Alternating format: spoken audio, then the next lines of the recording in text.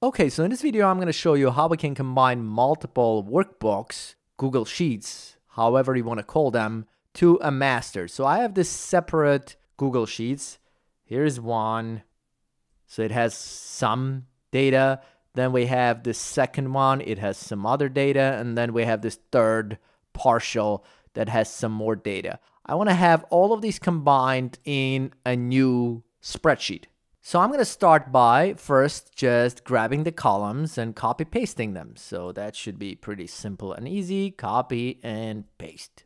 Here we go. Now we need to combine all of those in this, what we're going to call the master file. So the first thing we need to do, we need to make sure we have access to all of those three worksheets. So what we need to do for that, we need to use import range function. So I'm going to start by typing equals import range. And the first argument in this function is the spreadsheet URL or ID. So it has to go as text in quotes. So I'm going to start double quotes, and in between those, I'm going to go to one of these. I'll start with this first one. So I'm going to go to this one and copy this link and go back and paste it right here. Now you could keep this link if you want, but I hate having this long URL. So the alternative is to just keep the ID. And the ID is starting from this D/. So I'm going to remove all of this. And then after the slash, all of this, we can remove that too. So that's my first spreadsheet ID. So I'm going to do comma. And then in quotes, you have to do the range of data you're trying to get from this particular spreadsheet. Now, if I go to that first partial for a second, the worksheet name here is called sales, and data range starts from A2 through G, and I'm going to go all the way down. So A2 through G and sales worksheet. So I'm going to go here and do sales, exclamation sign, and then A2 colon G, and G because I want to go all the way down. If you want to limit this to, let's say, row 50, you could do this. I'm not going to do that, just G, and I'm going to go ahead and hit enter. Now what's going to happen, it's going to give me this reference error because you need to make sure you allow access to this. So I'm going to click this. And you can see how that actually worked. Now I have the data in this other spreadsheet. So now I need to make sure that I can allow access the same way to all of the other spreadsheets I'm going to use. So what I'm going to do here, I'm just going to copy this formula without the equal sign, hit escape, and paste it over here someplace on the right so it doesn't get on the way. And then I'm going to go to my second spreadsheet, and it's still going to be the same, see, sales, and the data range is still A through G, so that's fine. I just have to make sure I get the new ID. So I'm going to copy this, go back to this one, and open my formula and replace this with my other spreadsheet. And again, you could just keep it exactly like this, but I'm going to just remove this rest and keep the ID. Now hit enter, and that should again give me the reference error, and then I can click on that and allow access. So now I gave access to two of those. Now again, I'm going to just copy this without the equal sign, hit escape, go back and paste this here on the right someplace, and then repeat this for the third spreadsheet. And if you have 10, you have to do this 10 times, unfortunately. So I'm going to go to third partial file, copy this link, go back to this, and again, repeat this process.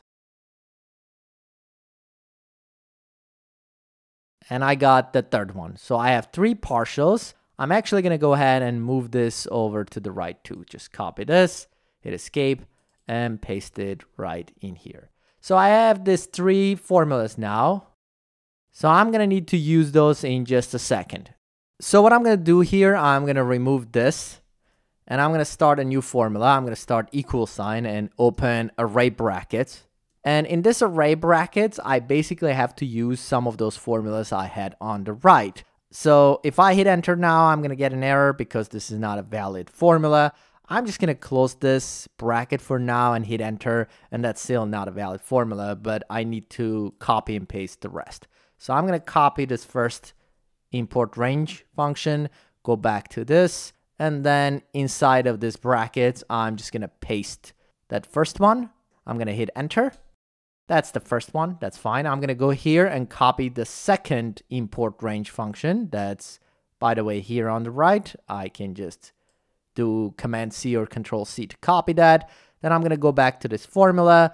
And what I'm going to do a semicolon to go to the next row down and paste the second formula. Now, to keep this clean, what I'm going to do, instead of just pasting it here, I'm going to do Alt-Enter. So if you're a Mac user and you don't know what Alt is, that's pretty much the Option key. So that will basically just send this to the next line down, and I can do this again, see? And I'm going to paste it here just to keep this organized on separate lines. You don't have to do this, but I'm going to do it like this. I'm going to also do Alt-Enter here to also move this down a couple of spaces just to align all of this. So now I have these two separated by the semicolon. I'm going to hit enter. I am going to make this formula bar a little bigger so you can see what's going on here. So that's my formula so far. So I need to add now the third one, again, separated by a semicolon again. So copy this third one, go back to this, and then do a semicolon here, and then again, Alt-Enter, goes to the next line, a couple of spaces, and paste. I'm doing this so it's aligned so I can see what's going on with this Alt-Enter stuff. So I'm going to hit enter again to apply this formula, and you may get a value error sometimes because it's expanding the range, but then it will work anyways. So now I should have those combined in a way. So if I scroll down, see, it goes to line 16, which is basically this.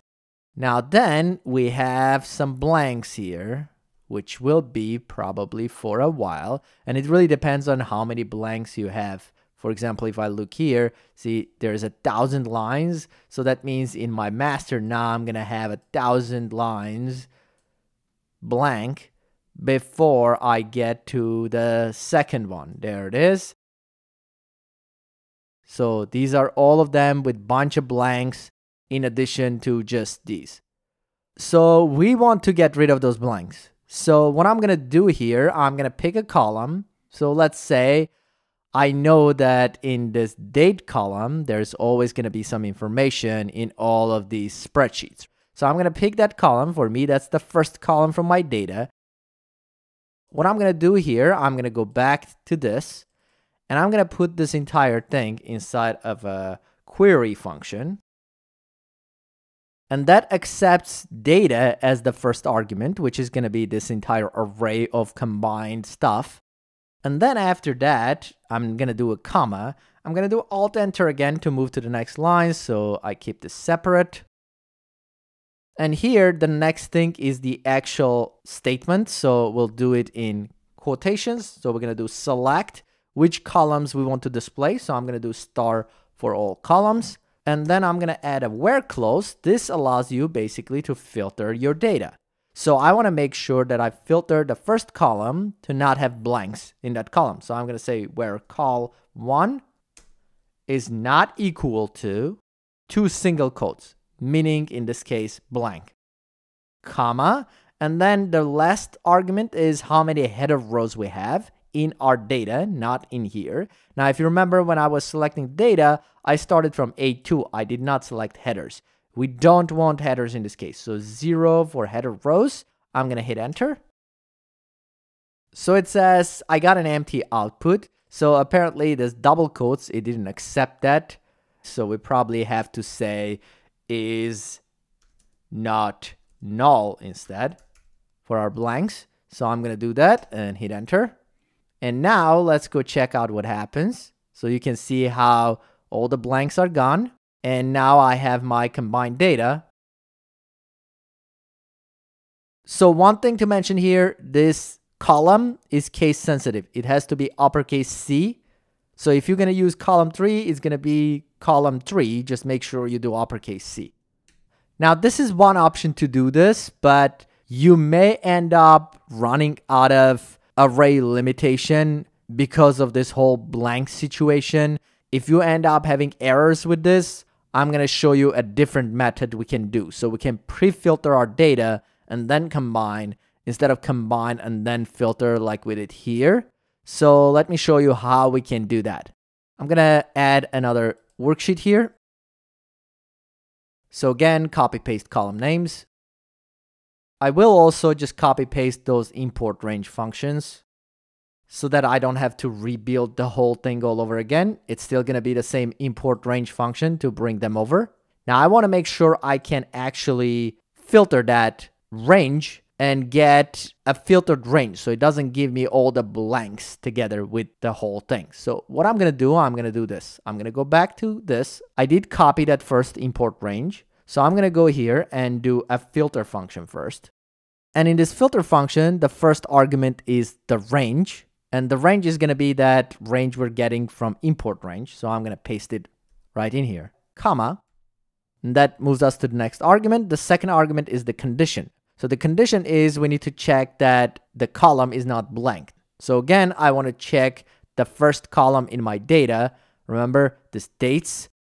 So that's column A. So that's also coming from that other spreadsheet, which is this one. So I'm just going to paste that same formula and say it's not equal to, which is this less than greater than sign, double quotes, meaning blank, and close parentheses. Now, because it was getting too long, this sends me to the next line, but this whole thing is actually one line. There is no line break here, okay? Now, you want to make sure that just the first column is not blank, in my case, because I'm trusting it's the dates column, not the whole A2 through G. That's not going to work. So I'm going to change this to A2 through A. So I'm going to hit enter. So again, for a second, that was thinking about it. But here we go. It gave me that range of data. Now I'm going to repeat the same thing for every single other one right below this. So I'm going to copy this one and go here right below a little bit and do another filter function. And I can do this because there are no blanks anymore here. We already pre-filtered it. The data actually ends here. So again, the range is going to be that second spreadsheet, comma, and in that second spreadsheet, again, the same thing. I'm going to go and change this to the column I want to trust, so column A, and I want to make sure that's not equal to double quotes. So I'm going to hit enter. So it says filter has mismatched range sizes. Okay, let me go back and see what's mismatched about this. This parenthesis is not in the right place. This needs to go, and we need to close import range function here right before. So this is not blank. So that should be accurate now. There it is. So now we got the second one. We need to repeat this again for the third formula. So I'm going to copy this import range, scroll down and do another filter function. So again, the first one is the range, comma. Then I need the condition, which is going to be the range, but it's going to go from A2 through A. Now, before I do that, I want to finish this formula so I don't mess it up again. So I'm going to say not equal to double quotes and close parentheses. And then I can go back and change this to A2 through A. If it's column D you're trusting, it will be D2 through D. So there we go. I'm going to hit enter. That should be the third formula from the third range. Now I got 3 ranges. Now the good thing about this is because we're grabbing those ranges and we're filtering them. So the resulting range in this case is just this rows. So now we're dealing with less data. So now what I can do, I can combine these 3 filter functions together. So what I'm going to do, I'm going to take this second one first. And I'm going to copy this whole thing, this whole filter without the equal sign. And I'm going to delete that formula from here because I'm going to need this room below to actually get the results. So I'm going to go back to this first filter function and I'm going to convert this to an array. So I'm going to start by, again, doing a curly bracket here. I'll do an Alt Enter to move this to the next line. This is the first formula. So I'm going to do a semicolon and Alt Enter again. And apparently I had to do it twice to make it work. And I'm going to do paste. And then I need to close my curly bracket. Now, while I'm at this, I'll add a couple of lines here. Alt-Enter again here. And then now it's adding this blank here. So it's just weird how this editor works. So we have two filter functions now that should be combined. So if I hit enter, that should combine the first two ranges here. See, up to line 31. Now, if I scroll down, I have this next filter function now. So I'm going to repeat this. I'm going to open this, copy filter function without equal sign, get rid of this. And then I need to go back to my first formula and again, just add this. So again, semicolon to add a new one, Alt-Enter to move to the next line, and Control-V or Command-V to paste. So now I have the third filter function. I'm going to hit enter. So now I should have all three of them combined in one master file. See, 39 lines total. I'm going to remove all of this from here. 39 lines. Let's go check this out. So we got, what, 16 here. Then 15 here. Actually, this was 15 too. 16, that's the headers. So 15, 15, that's 30. And then we got 8. So that's 38 records total. So here we got 39 lines and the first one is headers. So that's correct. Now let's also test what happens when we add data. So let's start with the third one. That's going to be the easiest one. It's this one. If I go back, see that updates, and now I have that data, and it should also update if I add more data. So now we should have another line below this. That should be 8,000. There we go. That line is in here. We should also be able to add in a middle. So for example, if I go to the first partial, the last line is this one. Julio and Adidas and 832. Let's go find that and mark that line. So that's this, line 16. The next one is perennial, which is coming from a different spreadsheet. The second one, which should be the first line over here.